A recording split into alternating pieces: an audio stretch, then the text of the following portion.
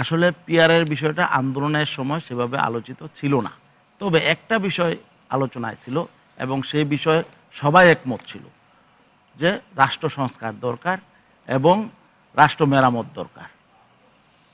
অতীতে যেভাবে রাষ্ট্র চলেছে এ থেকে আমাদেরকে বেরিয়ে আসতে হবে এবং অতীত যে নির্বাচন ব্যবস্থা ছিল এই ব্যবস্থা থেকে বেরিয়ে আসতে হবে। সংস্কারের বিষয়টা সকলের আলোচনায় ছিল।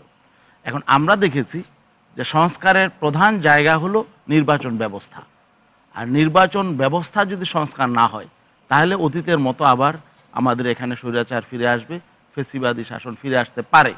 এই আশঙ্কা থেকেই আমাদের দাবিটা পিআরের নতুন নয়, আগের দাবি, সেই দাবিটি আমরা নিয়ে এসেছি যে না, যদি আসলে কার্যকরভাবে আমাদের এখানে একটা রাজনীতিতে গুণগত পরিবর্তন আনতে হয় এবং রাষ্ট্র সঠিকভাবে চালানোর জন্য এই পদ্ধতি বিকল্প আমরা দেখছি না।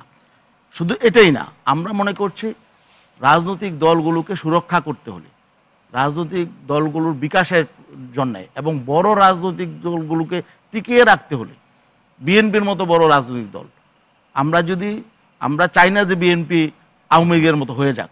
এই জন্যই আসলে আমরা পিআরের ব্যাপারে জোর দিচ্ছি। আমাদের বিএনপিকে তো টিকিয়ে রাখতে হবে, কারণ আমরা দেখছি পিআর না হলে সময়ের ব্যবধানে বিএনপি আওয়ামী লীগ হয়ে যাবে। এই জন্য আসলে সালাম ভাই যে কথা বলেছেন পিআর কেন নিয়ে আসবেন, এভাবে কি বলা যায়? ধরেন আপনি ক্ষমতায় এলেন, মানে ইসলামী আন্দোলনেরও পিআর না থাকলে আপনার আওয়ামী লীগ হয়ে ওঠার চান্স আছে, এরকম কি? হ্যাঁ আছে, যে কেউ হইতে পারে এরকম, যে কেউ যাদের আদর্শিক এবং নৈতিক ভাবে যারা বলিষ্ঠ না তারা এটা হতে পারে, কিন্তু আমরা তো আমাদের মধ্যে সেই আলামত নাই, কিন্তু যে কেউ হতে পারে, সম্ভাবনা আছে।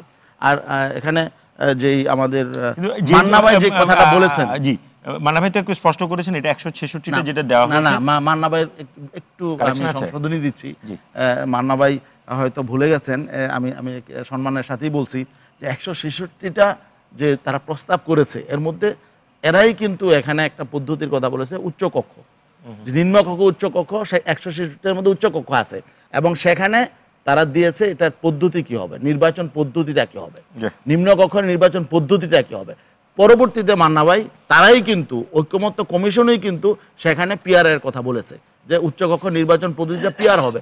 অতএব তাদের প্রস্তাবে পিআর ছিল না 66টার মধ্যে, 166টার মধ্যে বিষয়টা এমন নয়, বরং ছিল।